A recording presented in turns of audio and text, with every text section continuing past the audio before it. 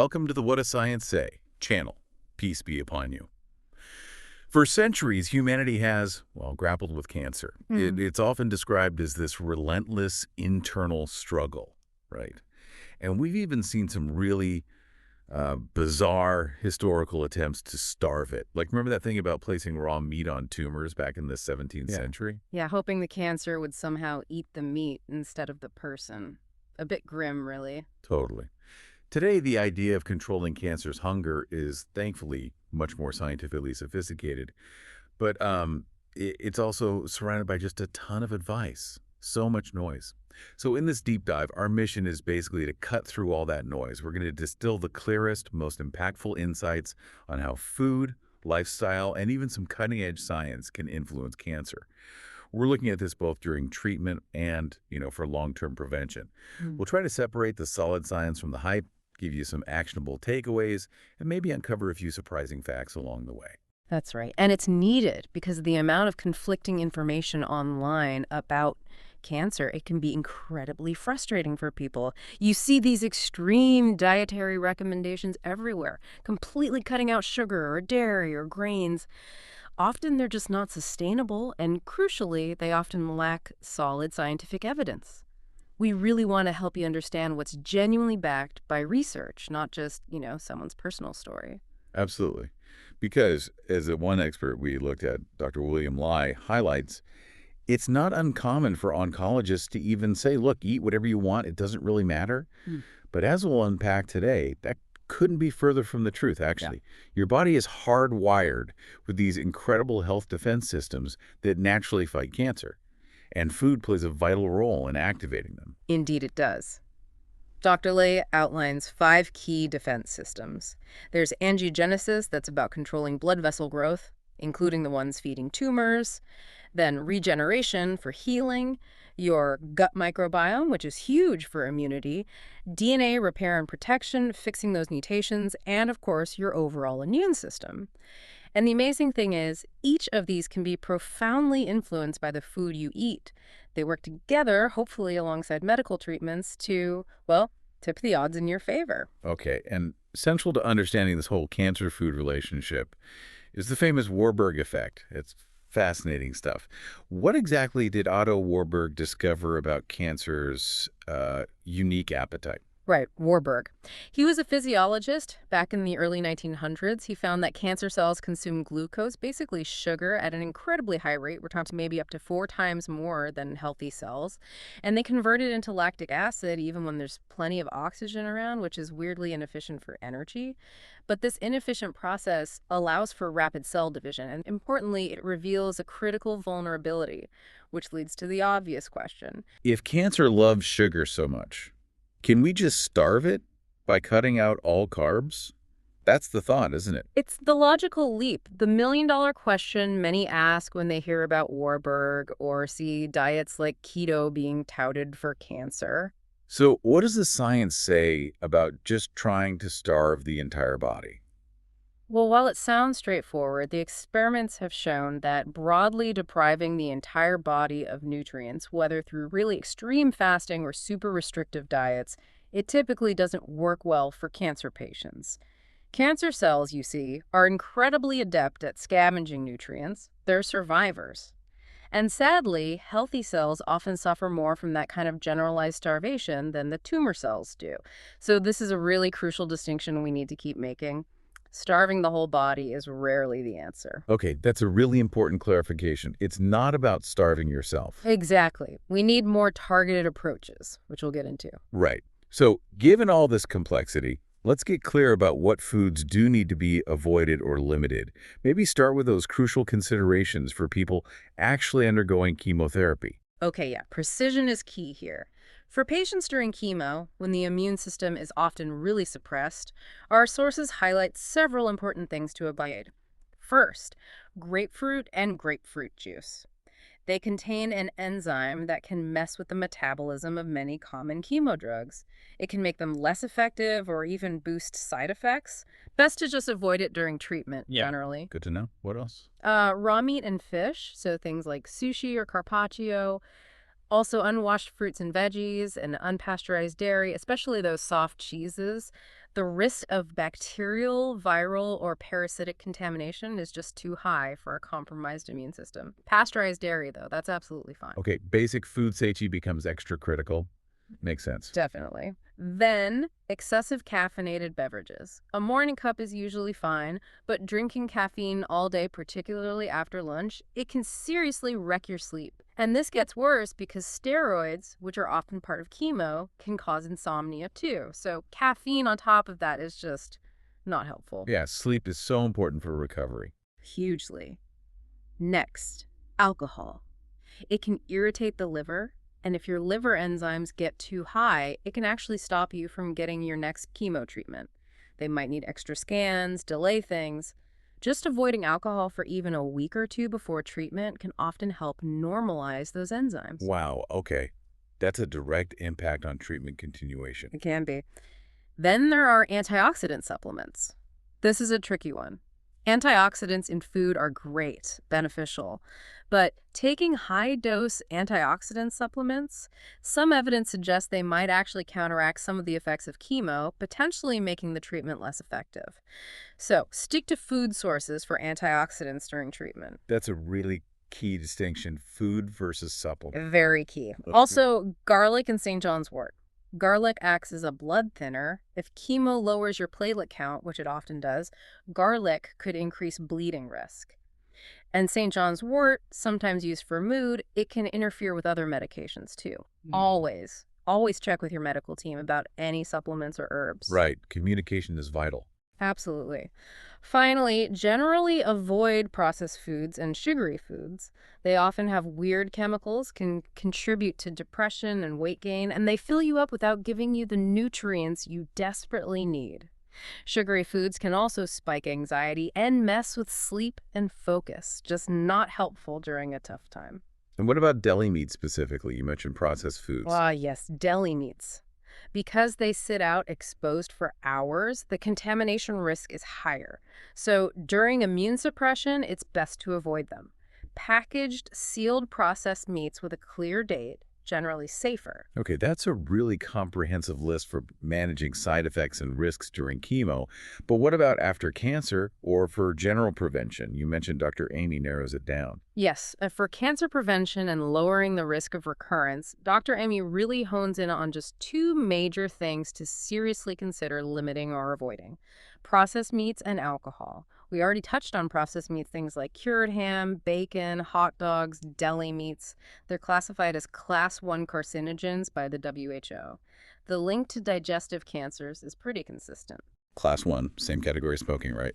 That puts it in perspective. It does. And then alcohol. It's clearly known to raise cancer risk. For women, the stats are quite stark. Drinking less than 6 drinks a week can still increase risk by about 9%. Even under 4 drinks a week bumps it up by maybe 4%. Simply put, the less you drink, the lower your risk. And it's really important to note here, Dr. Amy explicitly says that while a high-sugar diet isn't healthy, sugar itself hasn't been scientifically linked to directly causing or fueling cancer growth in the way many people believe, a different issue than processed meat or alcohol. That's a really vital clarification, separating general health advice from specific cancer causation links based on current strong evidence. And speaking of things to watch out for, Dr. William Lai adds another one related not just to what we eat, but how we cook it: grilled meats. Oh, the barbecue issue. Exactly. It's not the meat itself necessarily, but the grilling process. That high heat, the smoke, it creates carcinogens, PAHs and HCAs, polycyclic aromatic hydrocarbons, and heterocyclic amines. That's nasty. So no more grilling. Not necessarily no more, but smarter grilling. Clean your grill grates really well each time. Try not to breathe in tons of smoke. Marinate your food. Things like tropical fruit juices or spices like turmeric and cumin are rich in antioxidants and can help reduce carcinogen formation. And just, maybe don't eat heavily grilled foods all the time. Moderation. Okay, practical tips. And finally, there was a point about seemingly healthy foods that can cause problems after treatment, specifically weight gain. Yes, this is a common pitfall. Many cancer survivors, rightly wanting to eat healthy, might overdo calorie-dense superfoods like chia seeds, flax seeds, hemp hearts, avocados. These things are nutritional powerhouses, no doubt, but they pack a lot of calories into small portions. If you're less active due to treatment fatigue, that can lead to weight gain pretty quickly. And why is post-treatment weight gain such a concern? Because excess body fat, especially after menopause or medically induced menopause, produces estrogen and inflammatory molecules. Both of these things can unfortunately increase the risk of cancer recurrence. So the key isn't to banish avocados, but be mindful of serving sizes. Balance these dense foods with what's called volume eating. Fill up most of your plate with lower calorie, high volume foods like leafy greens, roasted veggies, lean protein. You feel full without overdoing the calories. Right, portion awareness for even the healthiest foods. That covers the avoid list quite thoroughly. Now let's get to the empowering part. What can we proactively add to our diets? What helps fight cancers, support healing, reduce recurrence risk? Okay, this is where it gets really positive. Both Dr. Amy and Dr. Lai strongly agree on the core principle. A plant-forward diet combined with lean protein. Let's break that down. Lean protein is essential for healing, recovery, maintaining muscle mass, which affects metabolism. Aiming for about 30 grams of protein at each meal is a good target. Think chicken, turkey, seafood, maybe occasional red meat. 30 grams per meal. Got it. And plant forward. It doesn't mean you have to be vegetarian or vegan unless you want to. It just means the majority of your plate, ideally about half, should be filled with vegetables. They're packed with fiber, antioxidants, crucial stuff for restoring your immune system and reducing that recurrence risk. Half your plate, vegetables. Mm-hmm. It's a simple visual goal. Exactly. And within that plant-forward idea, one group stands out consistently: beans and legumes. The advice is to try and include these at least 5 times a week. They are consistently shown to lower cancer risk, especially colorectal cancer. It's partly the fiber, but they also have unique compounds like saponins, protease inhibitors, and folate. Think of saponins like tiny detergents that can disrupt cancer cell membranes. Protease inhibitors block enzymes that cancer cells need to multiply. So these beans are actually doing some active work against cancer cells. Wow, they're not just passive nutrients. Not at all. Plus, they're super versatile and really inexpensive. Dr. Barbara O'Neill really emphasizes them too, calling them alkaline powerhouses effective against several cancers. Speaking of alkaline powerhouses, Dr. Barbara O'Neill, with her decades of nutrition experience, strongly pushes for an alkaline diet. The idea is to make the body's environment less favorable for cancer. Now, the science on significantly changing body pH through diet is debated, but her food recommendations themselves overlap a lot with general healthy, plant-focused eating advice, right? She suggests they create a healthier cellular environment. What are her top picks? Right, the mechanism might be debated, but the foods themselves are generally agreed upon as healthy. She suggests several categories. First, alkaline grains. Things like millet, quinoa, brown rice, oats. They're whole grains, often gluten-free, which helps some people with inflammation. But the big thing is their high fiber content. Fiber helps remove carcinogens, feeds good gut bacteria, stabilizes blood sugar, basically denying cancer its preferred fuel, glucose. Okay, whole grains. What else? Yeah. Lemon. She calls it a true gem. It's rich in minerals often associated with alkalinity, potassium, calcium, magnesium. Potassium helps regulate blood pressure and blood sugar. Magnesium helps manage stress, which boosts the immune system. And crucially, lemon contains limon, an antioxidant mostly in the peel and juice, which has shown some potent anti-cancer properties in studies. It might even enhance conventional treatments. Interesting. Lemon water in the morning might be more powerful than we think. Potentially. Then alkaline nuts. Almonds, Brazil nuts, and especially walnuts. They offer healthy fats, fiber, protein, all good for blood sugar stability, plus antioxidants like vitamin E and selenium. Walnuts are particularly highlighted for their omega-3s and a specific type of vitamin E called alpha-tocopherol, which has been linked to reduced breast cancer risk. Just a small handful, maybe 30 grams a day, is linked to a significant risk reduction, like 15%. That's pretty impressive for a handful of nuts. It is. And finally, no surprise here, leafy green vegetables, kale, parsley, spinach. Cabbage daily essentials in her view, packed with vitamins, minerals, antioxidants, fiber. But it's also about specific compounds, like glucosinolates in kale, apigenin in parsley, sulforaphane in cabbage, alpha-lipoic acid in spinach. These aren't just nutrients, they actively help with detoxification, reducing inflammation, and some directly inhibit cancer cell growth. They're like your body's internal defense squad. So eat your greens isn't just advice from mom, it's serious science. Pretty much, it's fundamental. Okay, beyond solid foods, our sources also flag some specific cancer-fighting drinks, things that are pretty easy to incorporate daily. Yes, the Source Cancer Remission highlighted four interesting ones: green tea and black tea. Both have catechins and polyphenols. These are known anti-inflammatories and also have anti-angiogenic properties, remember, cutting off blood supply to tumors. Adding ginger or lemon is great, but skip the sugar and, interestingly, maybe cow's milk, as it might hinder absorption of some key compounds. Okay, tea is good. What else? Coffee.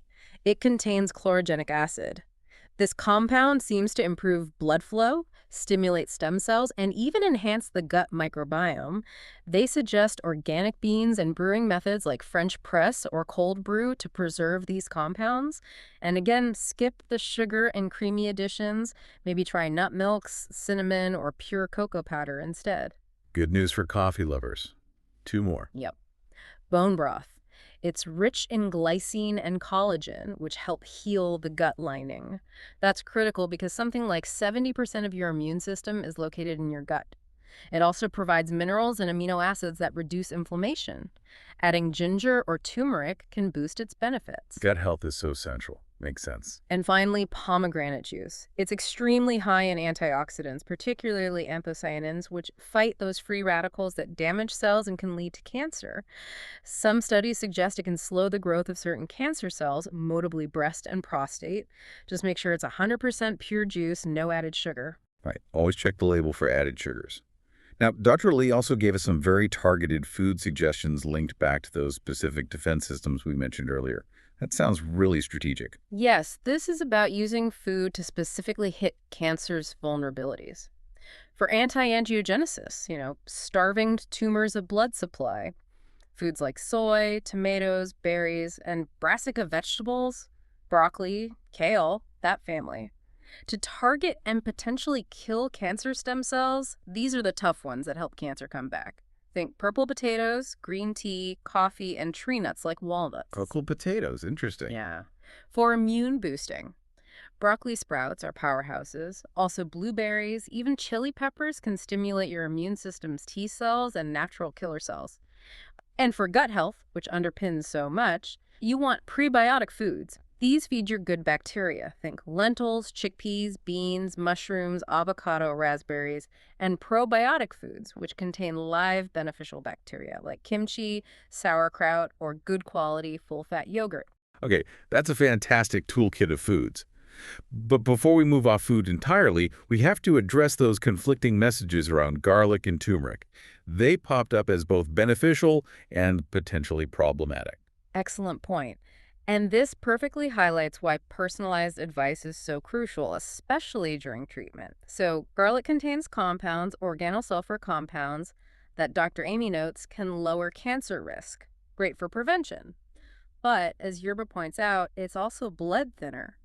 So during chemo, if your platelets are low, you should avoid it due to bleeding risk. Okay, so context matters hugely. What about turmeric? Similar story. Turmeric, or its active compound curcumin, is a potent anti-inflammatory with anti-cancer properties. Highly beneficial for many people, fantastic for general health and prevention. However, Dr. Amy specifically warns that it must be avoided by anyone taking the breast cancer drug tamoxifen. Turmeric can interfere with how tamoxifen works, basically rendering the medication ineffective. Wow, that's incredibly important. So healthy isn't a universal label. Exactly. It depends on your specific situation, especially your treatments and medications. Always talk to your oncology team about diet and supplements. Don't just follow general advice blindly during treatment. Okay, message received loud and clear. Now, we spent a lot of time on food, and rightly so, it's incredibly powerful. But Dr. Amy reminds us that complete cancer healing and prevention, it goes beyond just the plate, right? What other lifestyle elements are key? Absolutely. Food is huge, but it's part of a bigger picture. Dr. Amy outlines a comprehensive approach. First, targeted cardio exercise. She emphasizes low-intensity cardio like walking. Start simple, track your steps, maybe aim to increase by 500 steps each week until you hit around 10,000 steps a day. The overall goal is 150 to 300 minutes of this low-intensity cardio per week.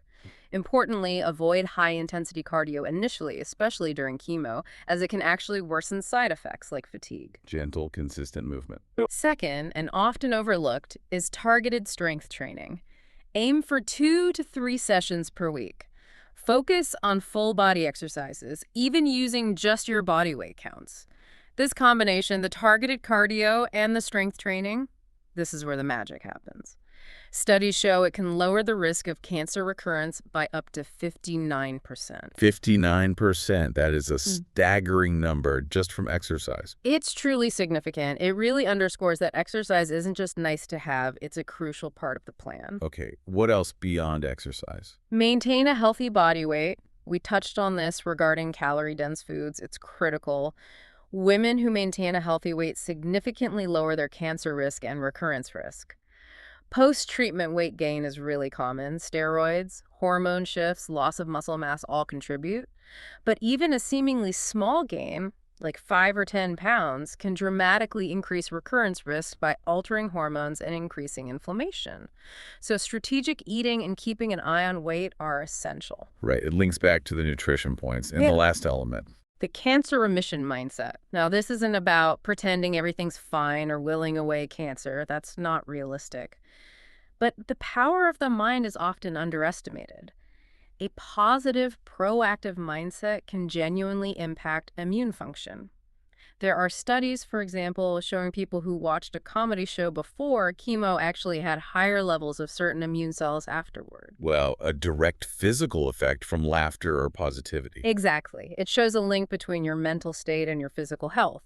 So, actively challenging negative beliefs, cultivating a proactive approach, what can I do? It's a vital, though often overlooked, part of healing and staying healthy. Mind, body, diet, exercise, it's all interconnected.